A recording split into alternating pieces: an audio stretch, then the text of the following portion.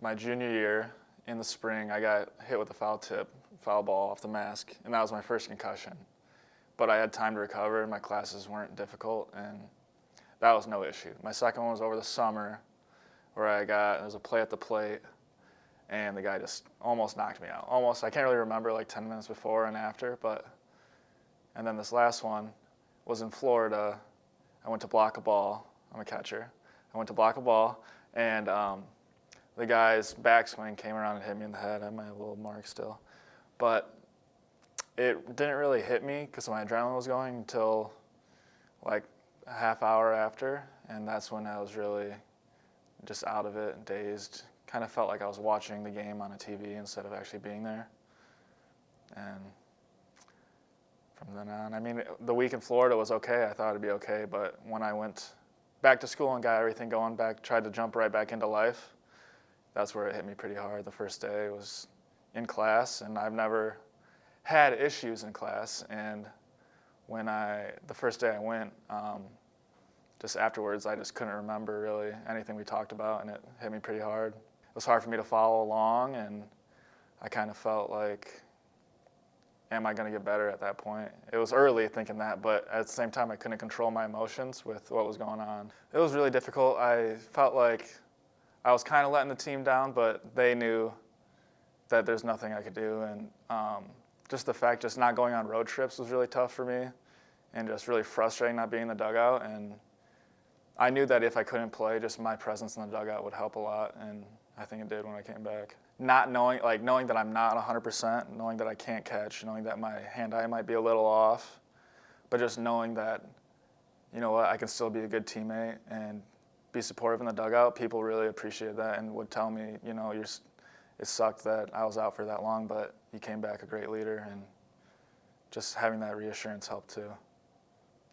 So my first reaction was to set baseball aside for a little bit because I wasn't getting better for a while, and just to focus on school, which was difficult for me, but I knew that the only way that I would get better is to take it like slowly, and that's what I had to focus on. I had to focus on class and just to make sure I could get everything done, and the opportunities that I took advantage of, like disability support resources, helped me a lot because with that, they extended all my assignments to get done because when I had it, it was like right during a big paper and exams, and there's no way that I could possibly get it done in time. But with that, it helped a lot. And the professors were very helpful in just knowing that, just giving me time and making sure I can get it done. Oh, it was very important just to get it off my chest, especially just having a friend or having someone there. It doesn't have to be a counselor, but the counseling center is available. And I had a few friends that were just going through a tough time too, and just talking about it and just letting everything out helped a lot.